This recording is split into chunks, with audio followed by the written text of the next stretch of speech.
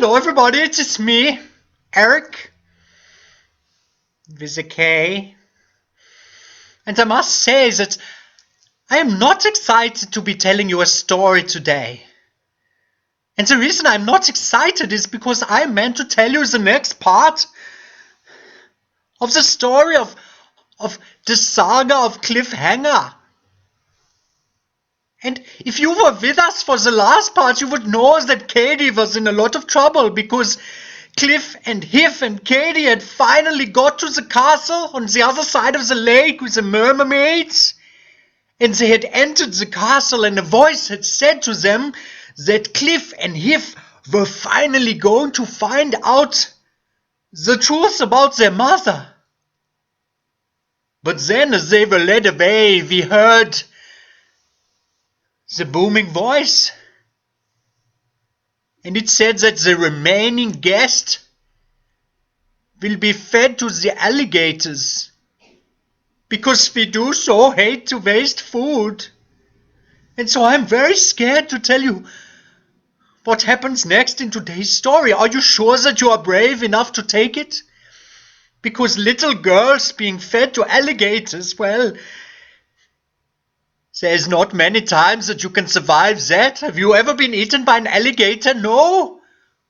I have not been eaten by an alligator. It is not something you can survive. And so I'm very nervous that I have to be the one to tell you the next part of the story. Maybe we should just skip it. Maybe I could just tell you a fun story about monkeys or something like that.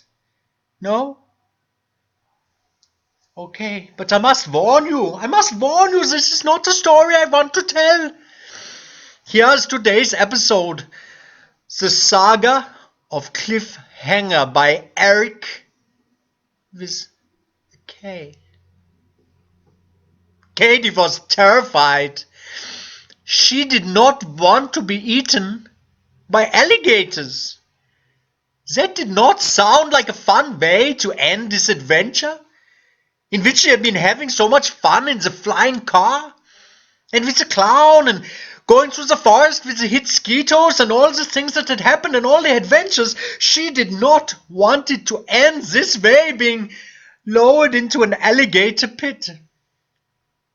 But the worst part was that Clyff and Hiff had been so excited to hear the news about their mother that they had been led away. They had not seen any of the gods, and they had not heard the announcement, the one that included the alligators. And so they did not even know that Katie was in trouble. Katie took a moment to think about it. No, the worst part was definitely the bit about the alligators, she decided. And so Clyff and Hiff were taken up some golden stairs to the top of the castle, and as they were going along, they would... What? You want me to tell you how Katie escapes? I'm very scared to try and tell you more about the Katie part of this story, because you know it may very well not end well, but are you sure you wouldn't like to rather hear how Clyff and Hiff meet their mother, or find out more about... No? You want to hear about Katie? Okay, but don't say I didn't warn you. Don't say I didn't warn you! Little girls being dropped into alligator pits is not something I want to be talking about. The guards took Katie to the edge of the alligator pit. Now it is important for me to tell you at this time that a lot of people make a mistake because they cannot tell the difference between alligators and crocs. Alligators have a much wider and a U-shaped snout, and they tend to live in fresh water, marshes and lakes. That is an alligator, whereas a croc is an ugly plastic shoe with all those little round holes in the end that a lot of people insist on wearing with socks. And so even these gods had got it wrong themselves, because this pit was not filled with alligators as they had suspected. It was filled with crocs. And so Katie was very scared, but she ended up being quite confused when she was thrown into the pit and she landed on a big pile of rubber. She looked around her and she was surrounded by crocs, the ugliest shoes you had ever seen in your life. And these ones were all orange and yellow. And some of them had those little badges stuck into them, and they were truly frightening. But Katie was not frightened because she had been expecting something with teeth that was going to eat her, and these crocs, although very terrifying, were not going to eat her at all. And so Katie started to giggle.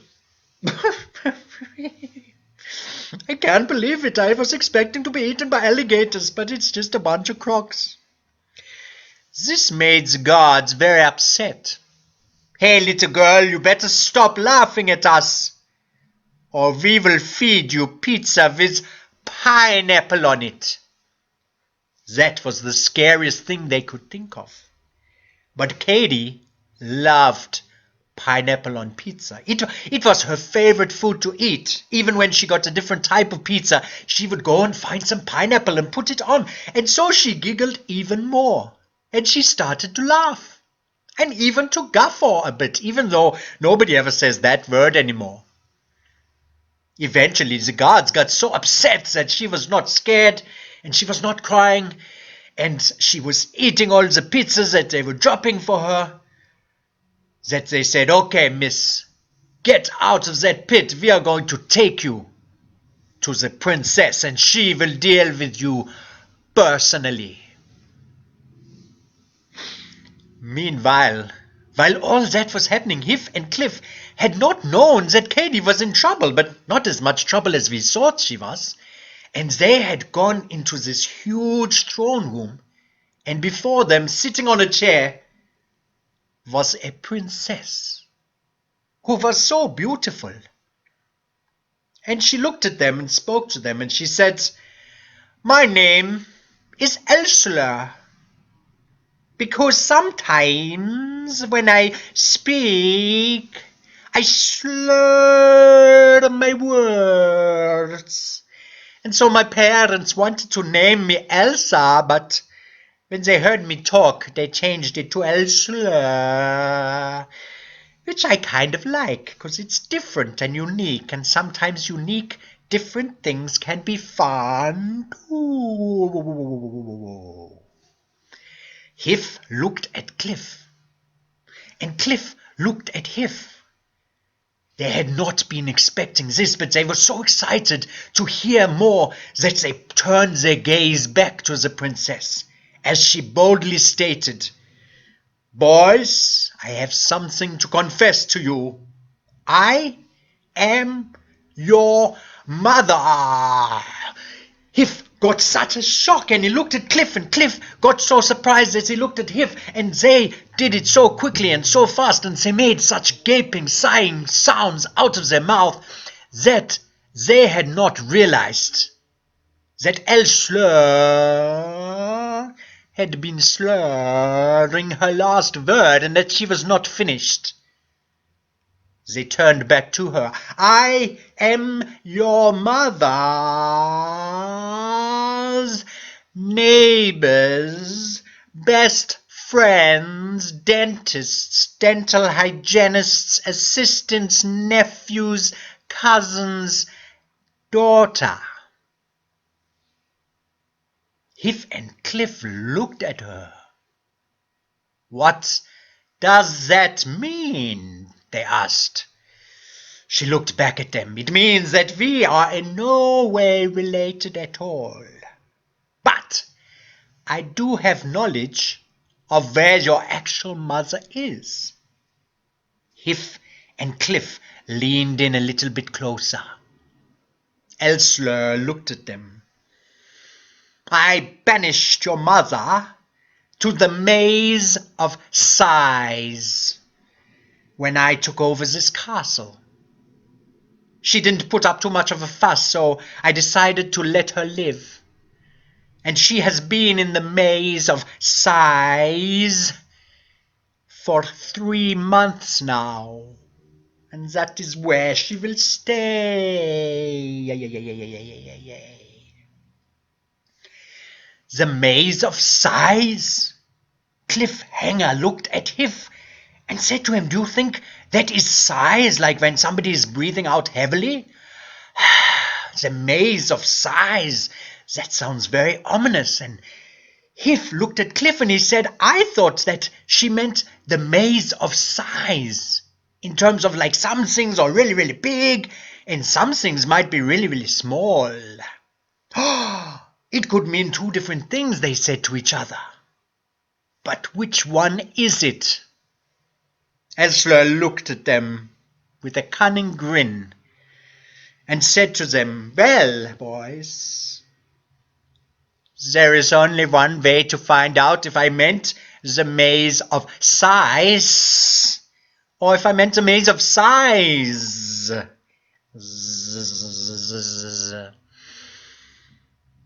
You will have to go and take a look for yourself and see if you can find your mother. But this is the most trickiest maze, and nobody that has been in has ever come out." At that moment, the guards burst into the palace room with Katie, who was still giggling as she ate her last bit of pineapple-covered pizza. She was wearing a small pair of pink Crocs that she had found right at the bottom of the pile and thought looked rather nice on her, because she was young and didn't have really good taste. "Oh, Clyff, Hiff, it's you. I've got so much to tell you. I almost died because I was thrown to the alligators, but then they turned out not to be alligators. They was Crocs, and these Crocs didn't have any teeth. And then I got the pizza, and I was laughing, and they got very cross with me because they didn't like me laughing, and so they brought me here. And so now we are back together again." Hiff and Clyff looked at Katie, and they did not know whether they should be excited or sad, because they were not sure how life-threatening their current predicament was. "Katie, come with us. We are going to the maze of sighs. One way or the other. We are going to find our mother." Katie looked at Hiff, and she looked at Clyff. And she said to them, "Is that sighs, like if somebody breathes out, like, or is it sighs, like if something is really big or something small? Or do you think maybe the storyteller left this ambiguous just so that we would have to find out later?"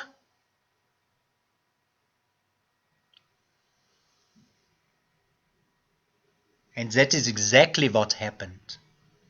Because that is all I have time for you today of this story, the Saga of Clyff Hanga. I'm so glad that it is not leaving you at such a scary point as it did last time when we thought poor Katie would be eaten by alligators. They are going to go into the maze of sighs and find out if it is about heavy breathing or different sized objects. And they are going to search for and maybe even find their mother. But you will have to wait till next week to hear how that goes. And will they be the first people that ever make it out of the maze? That would be a maze-zing. Thank you for hanging out with us, and remember, there are new stories almost every day at 3 o'clock on Character Stories for Children. I hope you enjoyed today's story. I hope you enjoyed today's story. And I hope you weren't too scared. I was very scared, but I'm glad it all turned out okay for now. Goodbye, everybody. My name, as always, is Erik. With a K. Or as Elsler would say, with a K. Goodbye.